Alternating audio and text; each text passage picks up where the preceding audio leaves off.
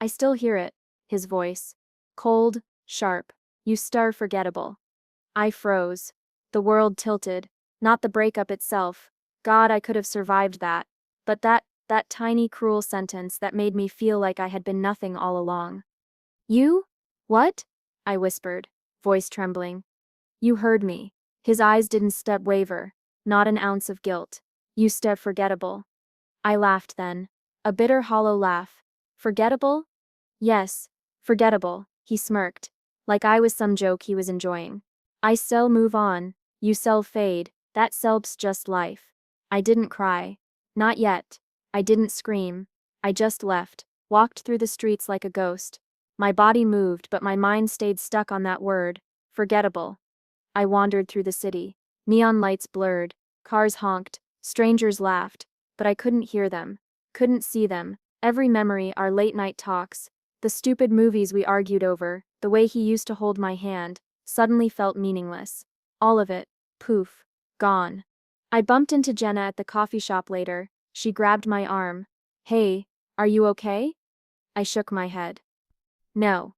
You don't even look like you, she said, eyes wide. What happened?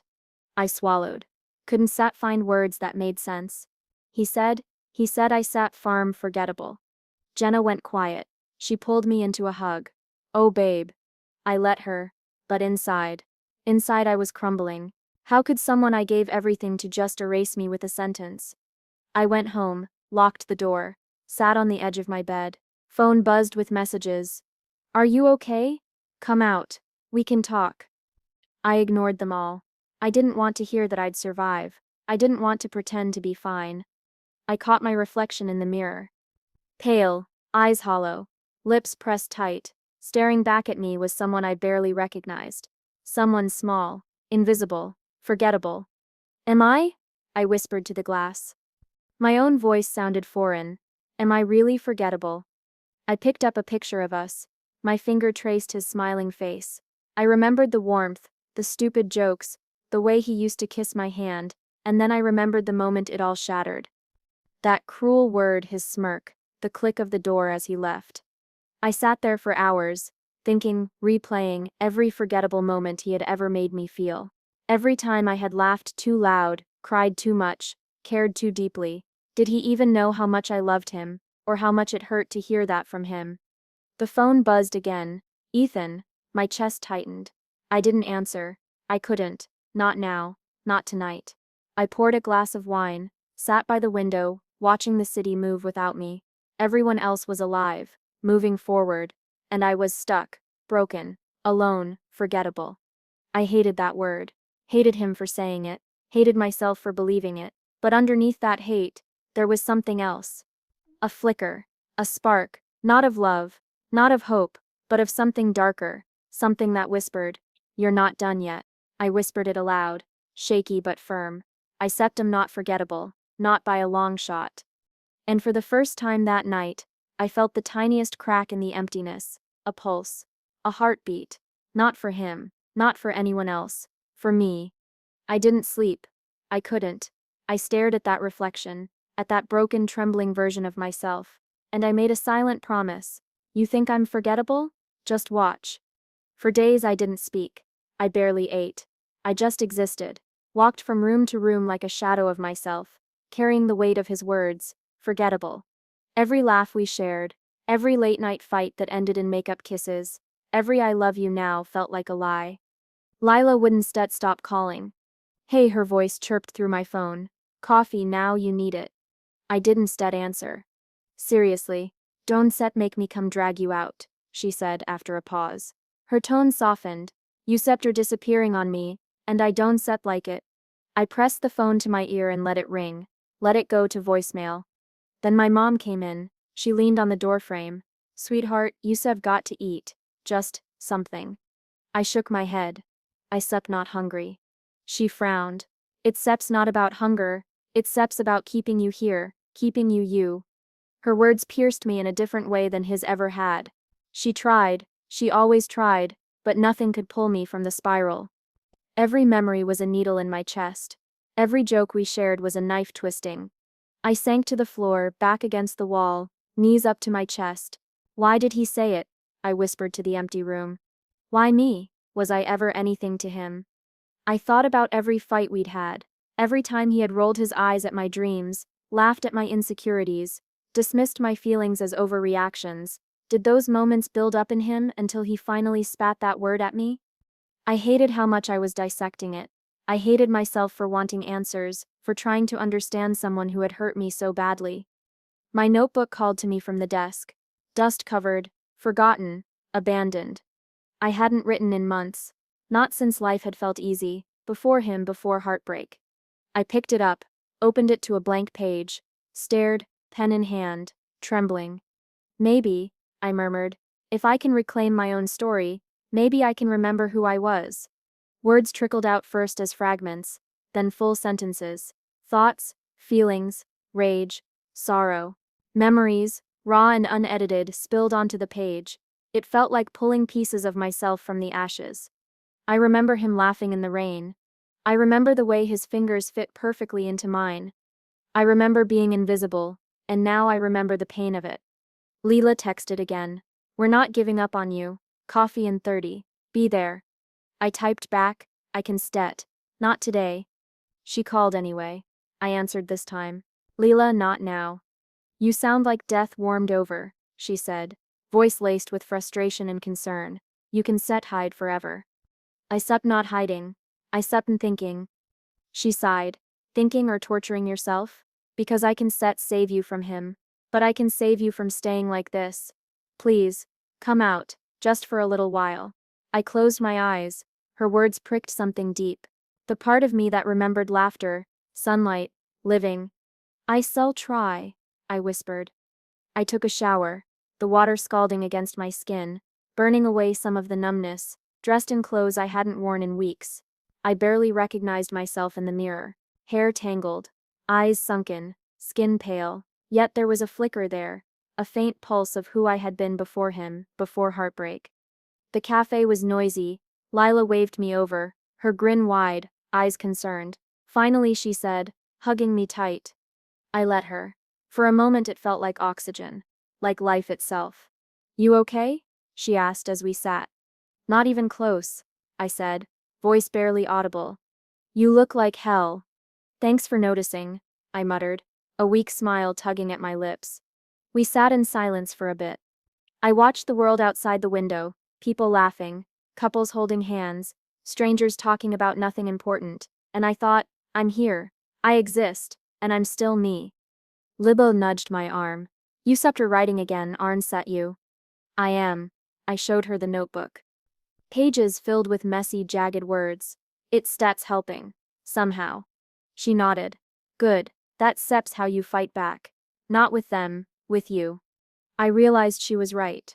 Not revenge yet, not today, not him. But reclaiming my own story, my own life, felt like the first step. Writing the truth, even the ugly, messy parts, gave me power.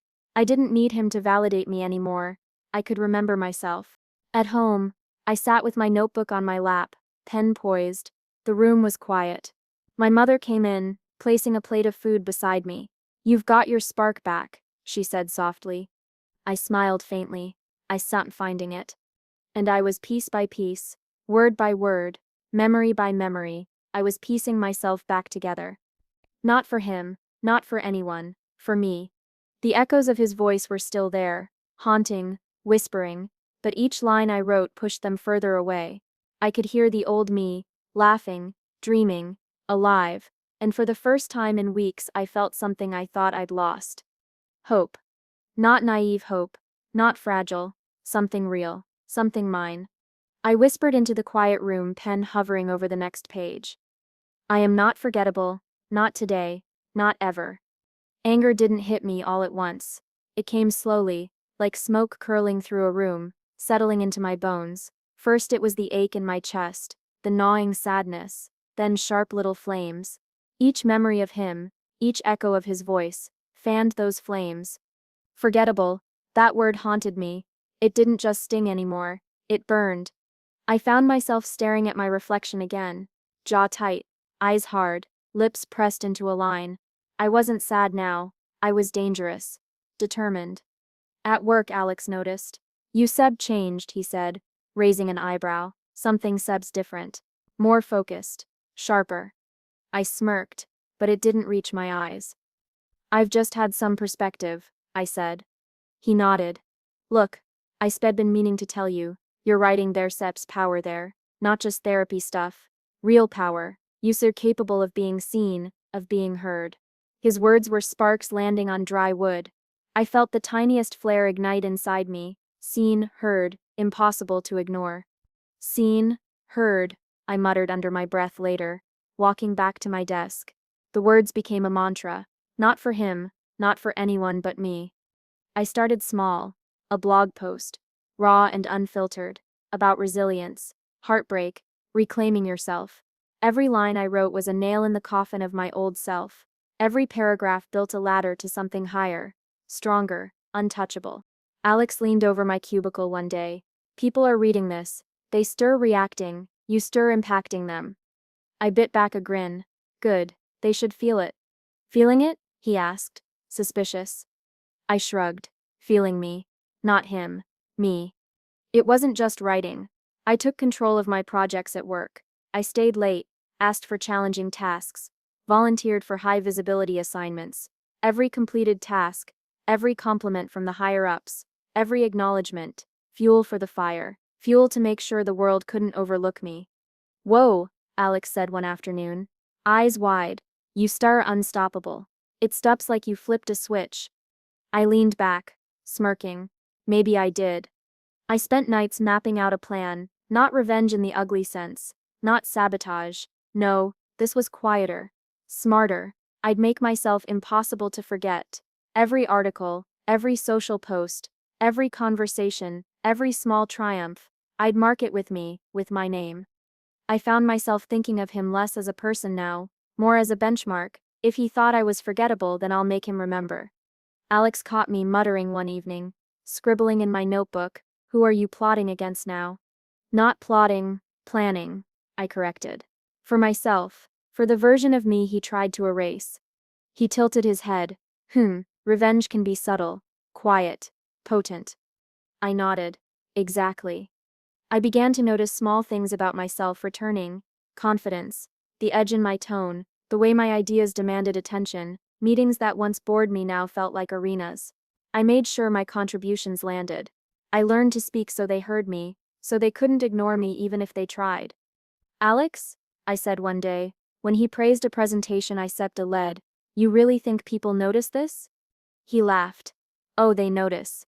And they remember. Yusef got something rare. Don't let him anyone take that away from you." I leaned back in my chair, staring out the window. A plan was forming in my mind. Not a reckless, blinding rage. A slow, deliberate, elegant rise. I would rebuild. I would grow. I would make sure he and anyone who doubted me couldn't possibly ignore me again. I thought about him sometimes. Not in longing, not in sadness, but like a ghost hovering at the edge of my mind. And each time, the thought sharpened my focus. He thought I was nothing. He thought I could be erased. He was wrong. Late at night, I stayed at my desk, editing articles, refining ideas, networking online. Each click, each word, each connection, a brick in the fortress I was building around my future self. And it was working. People started noticing: compliments, messages, invitations, recognition that had nothing to do with him, and everything to do with me. I texted Alex one night, "I think I'm ready for the next step." He replied almost instantly, "I've been waiting to hear that. Go, make them see." The fire inside me was no longer a flicker. It was a blaze. Anger had transformed into determination. Heartbreak had morphed into strategy. Every slight, every insult, every memory of him dismissing me, fuel. I whispered to myself as I turned off my desk lamp. "You star going to remember me. All of you. Every last one of you. I still make sure of it." And for the first time in months, I didn't feel the hollow ache of loss. I felt power. I felt control. I felt alive. I wasn't just reclaiming my story anymore. I was rewriting it, with fire in my veins and purpose in my hands. Let him see it. Let him realize what he lost. Let him let everyone know that I am unforgettable. I found Sophia on a rainy Thursday morning. Her office smelled like polished wood and ambition. the kind of place where people built empires from nothing. I swallowed my nerves. "You're late," she said, not unkindly. Her eyes were sharp, like they could cut through excuses. Traffic," I muttered. A weak lie. She raised an eyebrow but didn't push. "Good. Let's get to work." I didn't know then that she would become my compass, my guide out of the ruins of me. "You have raw talent," she said, flipping through my portfolio. "But talent isn't set enough. You need presence. You need an image that sticks in someone's Sat's mind." I thought the work would speak for itself. I admitted. "It does instead. People forget. People always forget." "You? You star going to make them remember." Her words landed like hammers. Not heavy but precise. Make them remember. I thought about Ethan, about the word he threw at me like a blade. Forgettable. That word would haunt him now because I was learning to make it impossible to erase me. She taught me how to frame myself in photographs, how to post with intention, how to curate every aspect of my online presence. Every detail mattered. Lighting, captions, angles, every post was a statement. Every image a declaration. "You sir not just showing work," Sophia said one night over Zoom. "You sir showing you your scars, your victories, make them visible, make them unforgettable." I nodded. "Scars as armor," I whispered. "I like that." I worked like a maniac. Every late night blurred into the next, editing photos, rewriting copy, redesigning portfolios, every rejection from clients, every ignored message, fuel for the fire inside me. Every no was a challenge, every maybe was a stepping stone. One evening, Sophia sent me a message. "Stop doubting, start believing." I laughed, a low, tired sound. "Believing," I muttered. "It feels dangerous." She replied instantly. "Good. Danger is your edge. Use it." I realized then that healing wasn't enough. Healing was passive. I was strategizing. Every choice, every post, every connection was deliberate. I was sculpting myself into someone unforgettable, someone whose name would echo long after a room emptied. "Do you really think you can do this?" Sophia asked during one of our late-night sessions. "I don't just think it," I said, tone sharp. "I know it." She smiled, a small approving curve of lips. "Good. Confidence is contagious.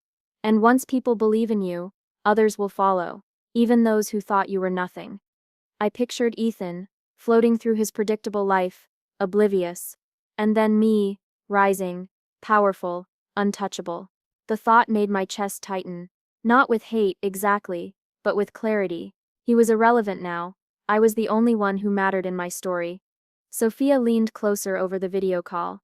"You need consistency, visibility. Not every post has to scream, but every post has to matter. Let them see that you exist. And that you sir remarkable." I nodded again, scribbling notes. Consistency, visibility, remarkable. The mantra became part of me. I spent hours perfecting my portfolio. Each photograph, each article, each post had intention. I curated comments, shared insights, built networks. My presence wasn't loud. It was precise, calculated, unforgettable. "Your scars are your story," Sophia reminded me one night. "People resonate with authenticity. But you control the narrative. Don't and sit, let them see weakness. Let them see strength forged from pain." I traced the lines of my own wrists in the dim light of my apartment. Lines that had once seemed like reminders of fragility, now felt like armor plating. My scars weren't a handicap. They were a weapon. Clients began noticing. Invitations came. Recognition trickled in, small at first, then growing. Every acknowledgement, every compliment, every nod of respect. Proof that I was being seen. Proof that I was no longer invisible. One evening, Sophia said, "Look at you, You've built momentum. You've become someone people remember, not by chance, but by choice." I let her words sink in. "I stepped strategic," I said, almost in awe. "Not just lucky." "Yes," she said. "Luck favors the prepared, but preparation favors the relentless. And you stir relentless." I realized then that I wasn't just healing, I was sharpening. Every late night, every rejection endured, every lesson absorbed, it had been laying the foundation for power, not power over him, not power over anyone else. Power over me, over my life, over my story. The fire in my chest had grown from ashes to blaze. The me who once sat alone, crying over a word, was gone. In her place stood someone deliberate, someone untouchable, someone unforgettable. I whispered into the quiet apartment. I sept him not just healing. I sept him building. I sept him rising, and the world he will see me.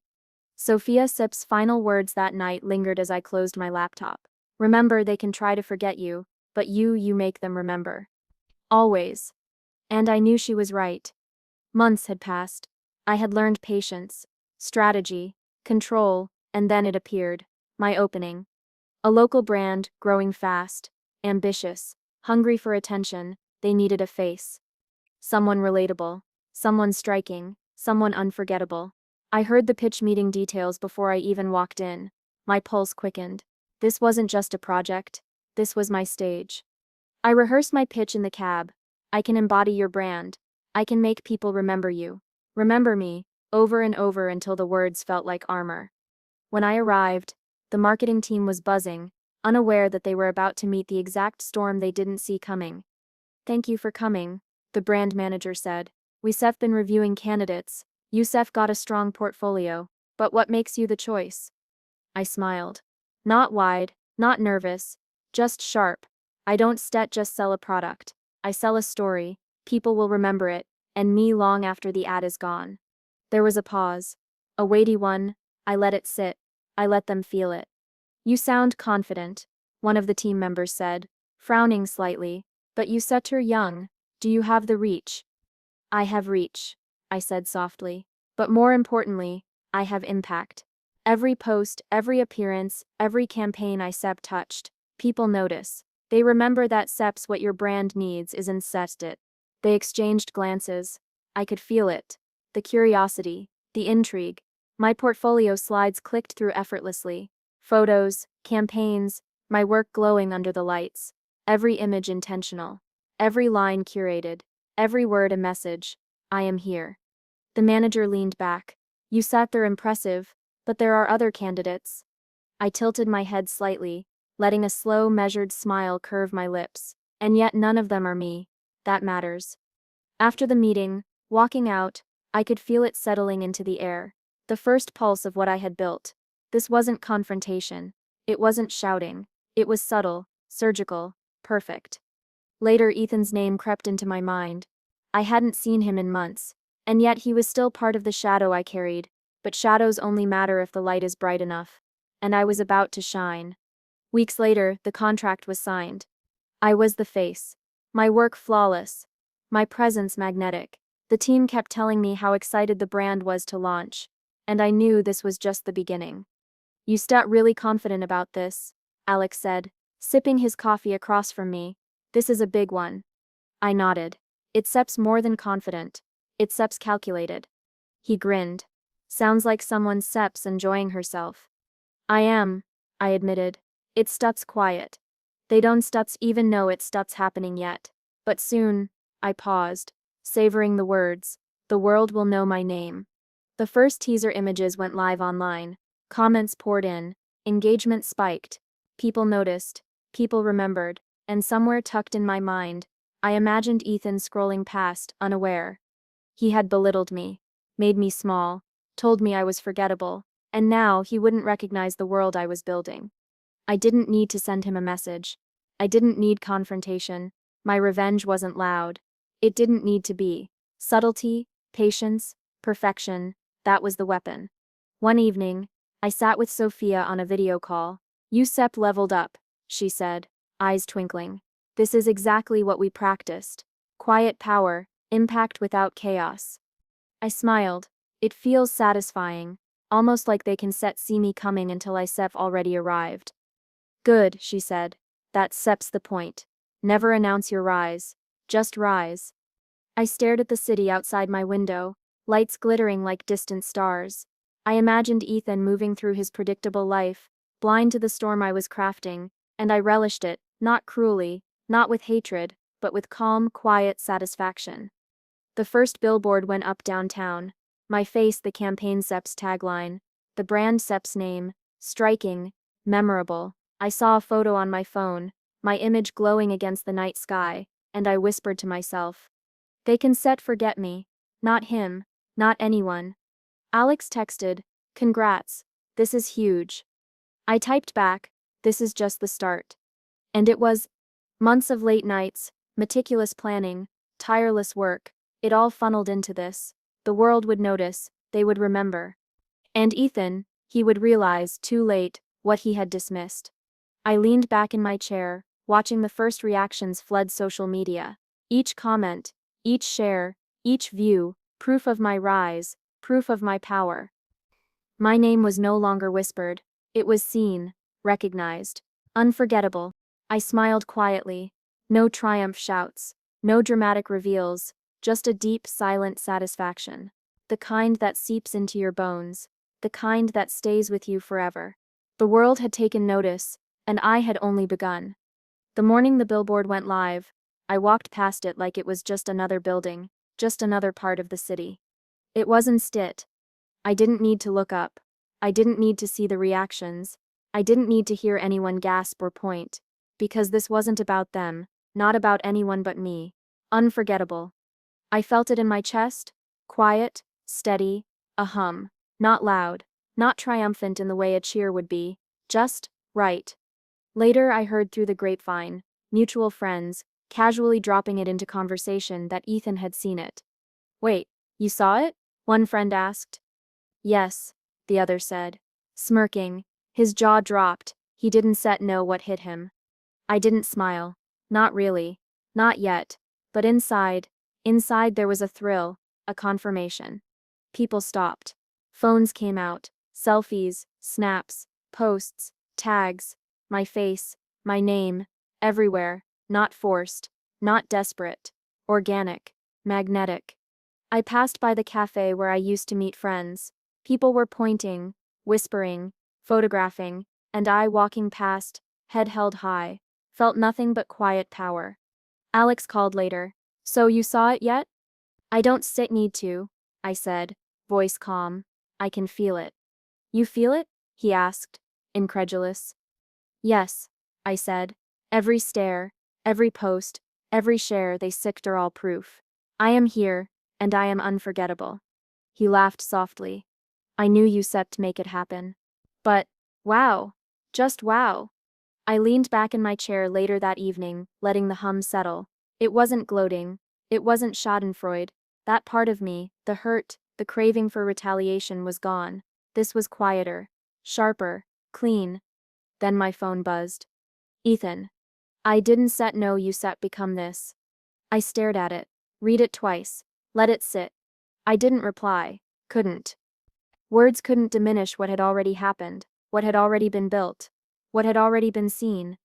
I imagined him scrolling through his feed, stopping, staring, realizing too late what he had underestimated, what he had thrown away.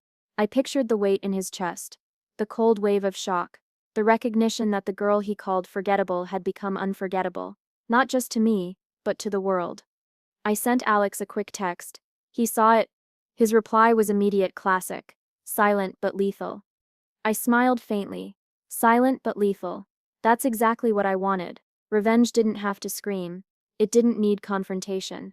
It was the quiet, surgical kind that lingered in the mind long after the fact. Later, walking through the park, I overheard strangers commenting on the billboard. "Wow, that seps her," one said. "Yeah, she seps everywhere," another replied. I paused. Just for a second, took a deep breath, felt the energy coursing quietly through me. I had become the force people couldn't ignore. A little girl tugged at her mother Sep's sleeve, pointing, "Mom, look, she Sep's famous." I almost laughed. Almost. Fame wasn't the goal. Influence, presence, power, these were. But recognition, yes, it was a sweet echo. That evening, I met Leela for coffee. She raised her eyebrows. "I saw it. You stir unreal. People are talking, your face everywhere, and you stir calm." I shrugged. "I don't need to celebrate it. It seps not about celebration. It seps about proof. Proof that what I built works. Proof that I am, here, unforgettable." She smiled. "You deserve this. All of it." I nodded, quietly, not for her, not for anyone, for me. My phone buzzed again. "Ethan." Another message. "We need to talk," I can still believe this. I stared, fingers hovering over the screen, but I didn't reply. Because some things can't be undone with words. Some truths are already visible to the world. And this one, the one I had carved for myself, with patience, strategy, and fire, was already written in lights. Literally. The hum in my chest grew a little louder. Not triumph, exactly. Satisfaction, the kind that fills you with quiet strength. People kept stopping at the billboard that night. Traffic slowed, cameras flashed, hashtags appeared, mentions multiplied, and all I did was walk past. I imagined Ethan's shock again, that cold, sinking realization. I let it settle in. Not cruelty, not hatred, just acknowledgement. Silent justice. I texted Alex one final time. It's done. His reply, You've officially arrived. I leaned against the window later, watching the city lights twinkle, reflecting on the billboard looming in the distance. My face, my name, everywhere. And I whispered to myself, I am unforgettable, and he finally knows it. No words, no confrontation, no fanfare, just a quiet, unshakable truth. The world had seen me, and for Ethan the reality hit like a cold wave. Some scars don't fade, some memories sting, but some triumphs, echo forever. And this was mine. The attention had grown faster than I expected. Likes, shares, mentions. It wasn't just online anymore, people were stopping on the streets, pointing, whispering, some with admiration, some with disbelief. And then I started seeing the cracks. Wow, did you see her? Everywhere. That Seps her? I didn't think. Whispers behind me, eyes darting, faces I had once trusted, friends, co-workers, even family. I walked past them, head held high, but inside I catalogued every glance, every hesitation, every hint of guilt. Later that week Lila called. I knew you said get here, but, wow, some people they said showing themselves, huh? I see everything now, I said quietly. Who really cheered for me, who stayed silent, who laughed behind my back. She sighed. It's sups painful, isn't it? Not exactly painful, I said, more revealing. Truth has a way of coming out when you shine, people can hide forever. At the office, the dynamic shifted immediately. Those who had ignored me, mocked me, snickered at my ideas, they suddenly found reasons to nod, to smile, to compliment. Too late. Hey, one coworker muttered, barely making eye contact. Your campaign? Incredible. Really. You've done something amazing. I smiled faintly, polite, neutral. Thank you. But inside I felt the silent reckoning. You didn't see me before. Now you can't unsee me. And then there was Ethan. His message came first. We need to talk. I regret everything. Can we meet? I stared at it, reading, rereading, and for the first time I noticed something in his words I hadn't before. Fear, not desperation. Not sorrow. Fear. I replied with nothing. Later I ran into him at a cafe. He froze the moment he saw me. His eyes widened. I could see the recognition, the realization of what he had dismissed. Hey, you've changed, he said, voice uneven. I tilted my head. I told you I was unforgettable. He swallowed. I didn't think. I know what you didn't think, I said softly, letting the words linger. And now it doesn't matter. He shifted, glanced around. Co-workers, friends, strangers, all of them witnessing my presence. My poise, power had shifted. Not violently, not loudly, quietly, decisively. You're amazing, he muttered, almost to himself. I let it hang in the air. Amazing enough to be seen, to be remembered, to be acknowledged. He looked down, shame and regret flickering across his features, and I realized I didn't need an apology. I didn't need his words, I needed acknowledgement. And it had arrived. Not from him alone, but from everyone. I caught sight of a former friend across the cafe, stiffening when they recognized me. Laughter I had once endured, glances I had once ignored, they all unmasked themselves. I whispered to Lila later over coffee. They spur showing their true colors. The ones who stayed, the ones who laughed, the ones who doubted, all visible now. She nodded. It's beautiful. Your rise they're unmasking. Karma, quiet but sharp. I smiled faintly. Quiet, yes, but sharp enough to cut. Even family members who had doubted me began reaching out, tentatively. We didn't sup to realize, one said. You sup done so much. I nodded politely. I didn't do it for realization. I did it for myself. But acknowledgement, that step's nice. It wasn't vanity. It was recognition of truth, of effort, of power claimed and earned. At work, Alex leaned over one afternoon. You shifted the entire energy. People can ignore you anymore. Exactly, I said. They can not him, not anyone. He grinned. It's such satisfying to watch. I don't watch to gloat, I said. I watch to see reality settle, to see the world recalibrate, to see the masks fall. And they did. Slowly, inevitably, faces that once mocked turned cautious. Friends who stayed silent, now hesitant, even Ethan, fearful, aware, powerless to undo what had already been done. One evening I walked past the office where he worked. He glanced up, then looked away quickly, avoiding eye contact. I didn't stop, didn't wave, didn't speak. I didn't need to. He had already seen, already felt it, already understood. The power had shifted. The tables had turned. Quietly, precisely, irrevocably. I whispered into the night, alone in my apartment. I wasn't invisible. I wasn't forgettable. I was unseen only because you refused to see. And now, you can unsee me. I thought of every slight, every doubt, every laugh behind my back, every one of them now revealed, exposed by my rise.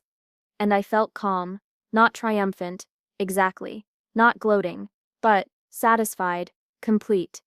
I supp'm here, I murmured. I supp'm undeniable, and it's supp'm's time everyone knows it, even you. I didn't need to confront him further. I didn't need to say more. The acknowledgement had arrived. The power had shifted, and the masks had fallen. I leaned back in my chair, letting the quiet settle. My hum of satisfaction returned. Subtle, sharp, indelible. The world had shifted, and I had let it. I saw him across the cafe before he saw me. Ethan, months had passed, but time hadn't dulled the memory of his words, the weight of his dismissal. His eyes widened the moment they landed on me, and I calm, composed, radiant, commanding, let him have that moment. Wow, he breathed. Not a greeting, just wow. I smiled faintly, letting the silence stretch. Hi, Ethan. He cleared his throat. I didn't expect you look, he faltered, stumbled over the words like they weren't his own. You didn't expect me to rise, I said softly, to become me. He swallowed, avoided my eyes for a heartbeat. I didn't know you be this successful. I mean your campaign. The billboard everywhere. It's unforgettable, I finished for him. My voice smooth, steady, not mocking, just truth. He flinched almost imperceptibly. And I noticed it, that flicker of realization, the sting of knowing he had underestimated me. I wanted to apologize, he finally managed. For everything. For how I treated you. For not seeing you. I leaned back slightly, letting my presence speak louder than any words I could offer. Apology accepted in theory, I said. But I don't need apologies, Ethan. I needed acknowledgement, and that you have. His lips parted, unsure what to say next. Fear mingled with regret. He realized finally that his dismissal had consequences. That the girl he called forgettable was unforgettable now. I thought I knew you, he muttered. I didn't. I was wrong. I know, I said. And it's fine. You are allowed to be wrong. Everyone is. But don't forget this. Underestimating me came at a cost you couldn't measure. He swallowed again, the words catching in his throat. I didn't press. I didn't need to. My calm, confident presence, the life I had built, the billboard still etched in memory was my justice. I didn't know you'd become this, he said again, softer this time, almost a whisper. Yes, I said simply.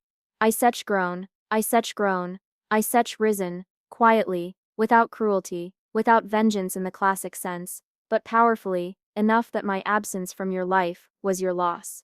He looked down, shame and disbelief flickering across his face, and I let the moment linger, not cruelly, not maliciously, just truthfully. You you're incredible, he admitted, voice low. I missed it. I missed everything. I let him sit in that. let him feel the weight of his own dismissal, his regret, his fear. It was deliciously silent, more powerful than any argument, any shouting match could have been. You see, I said, leaning forward slightly, eyes locking on his. Success, recognition, power, they aren't set given. They set or earned, and I earned mine, while you dismissed me, while you underestimated me. His gaze wavered. I never meant. I know, I interrupted softly. Intentions don't set to erase consequences. He swallowed hard. The truth was clear to him now, and I didn't need to speak another word. The space between us said it all. I had risen. He had fallen behind. Quietly, decisively, irreversibly. You stir. Different, he said finally. Stronger, radiant, commanding. Everything I never saw. I smiled faintly. Thank you. I became who I was supposed to be without waiting for validation, without needing your approval. He nodded slowly, the weight of recognition heavy on him. I wish I seen you sooner. I wish. Don't dist it, I said, cutting softly but firmly. Wishing doesn't change the past. It doesn't rewrite what was done or said. It doesn't give you a second chance at acknowledgement. You had your opportunity, and I moved on. I rose. He looked down again, silent, awkward, helpless. I took a deep breath, letting my chest expand with the satisfaction that came from quiet triumph. No theatrics, no dramatic confrontation, just presence, just me. You learned something today, I whispered, not unkindly, about underestimating people, about dismissing others, about what happens when someone refuses to be invisible. His eyes flicked up. Yes, I get it now. I nodded, letting the lesson linger. Let him sit in it. Let the truth sink. My victory didn't need words. My presence said it all. Finally I stood, my shadow stretched across the cafe floor, strong, unshakable. Goodbye, Ethan. He opened his mouth, but no words came, not apology, not protest, not plea. I walked out, letting the hum of satisfaction settle in my chest, quiet, steady, indelible. Outside, the city lights glittered, people passed by, life moved on. But one thing had shifted permanently. One person had been made painfully aware of the power of underestimation. I whispered to myself as I merged with the crowd. I didn't need revenge. I didn't need cruelty. I only needed to rise. And that was enough. The city moved around me like a river, bright, fast, indifferent, but I wasn't lost in the current anymore. I was the one setting the pace. Leela called me that morning. Ready for today?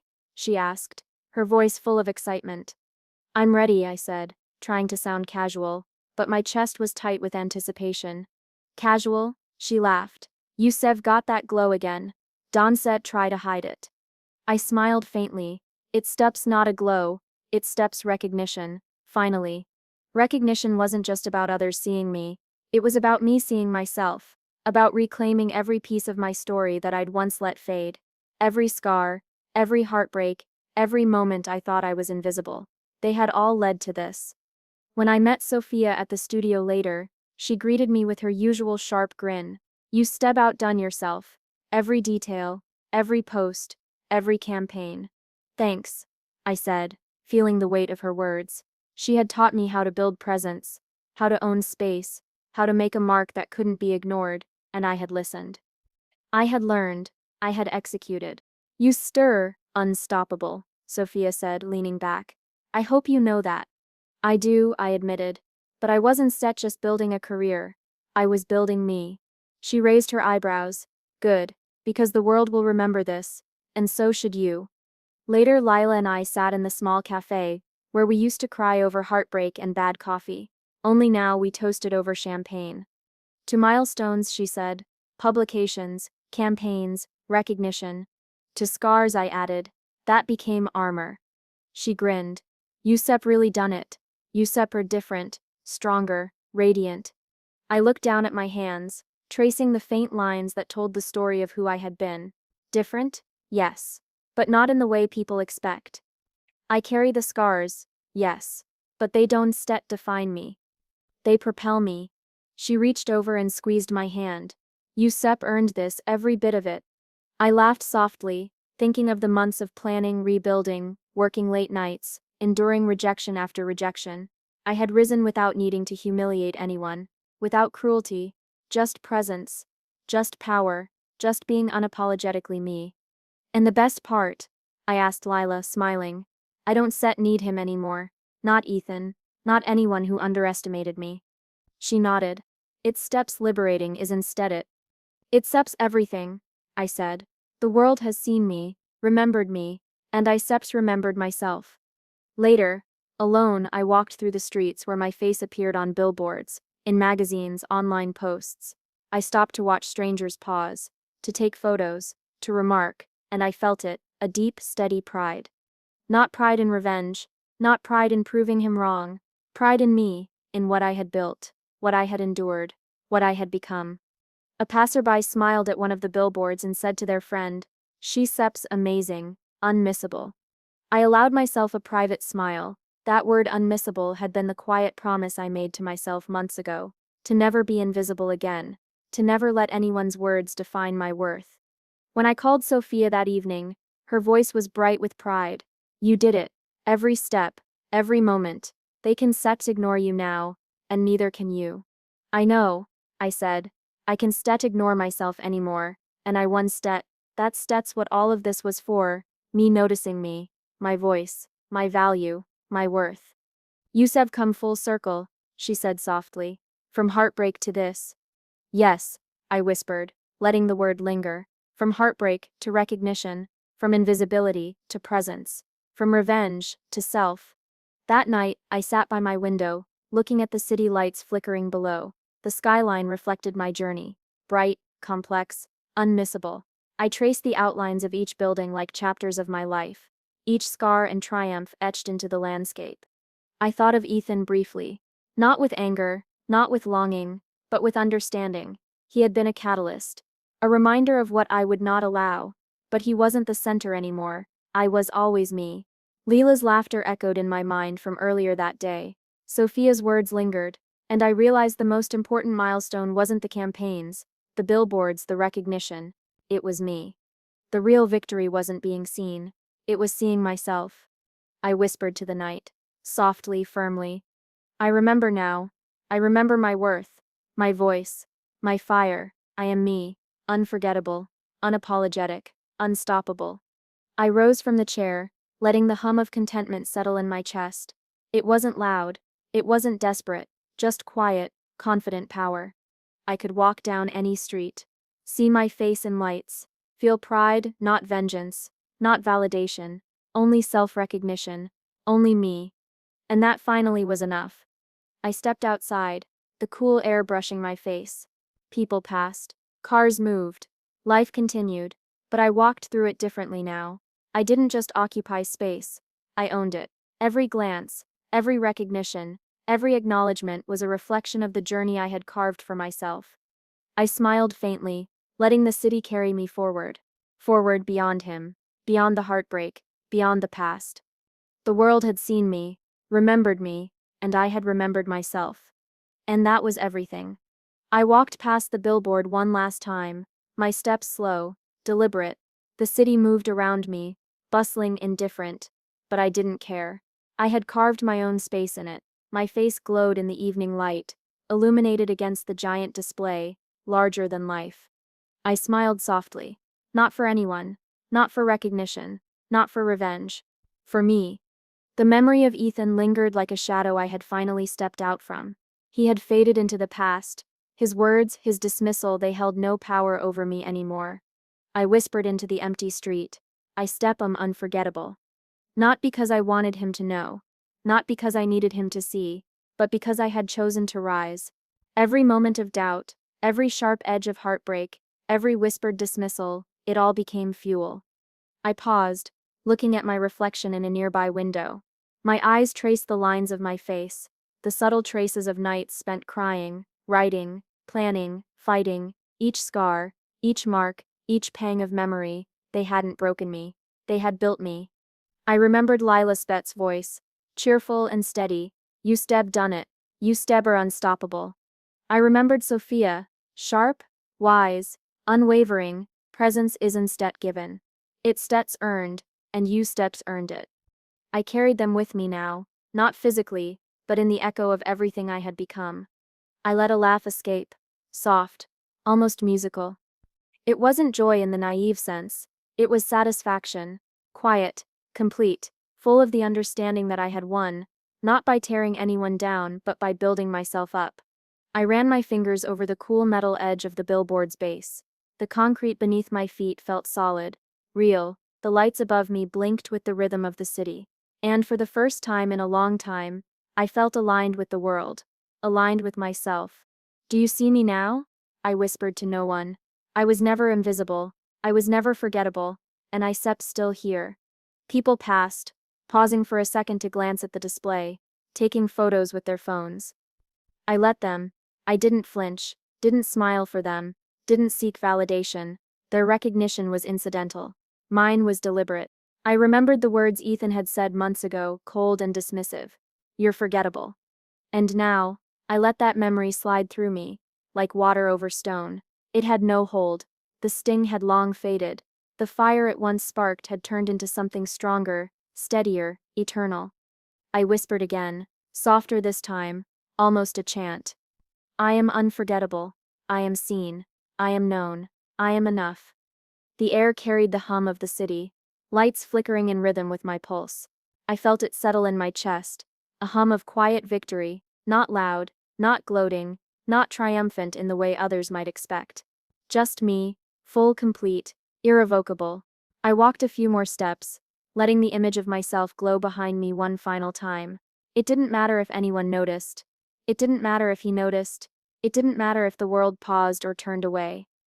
I had claimed my presence. I had claimed my worth. I had claimed myself.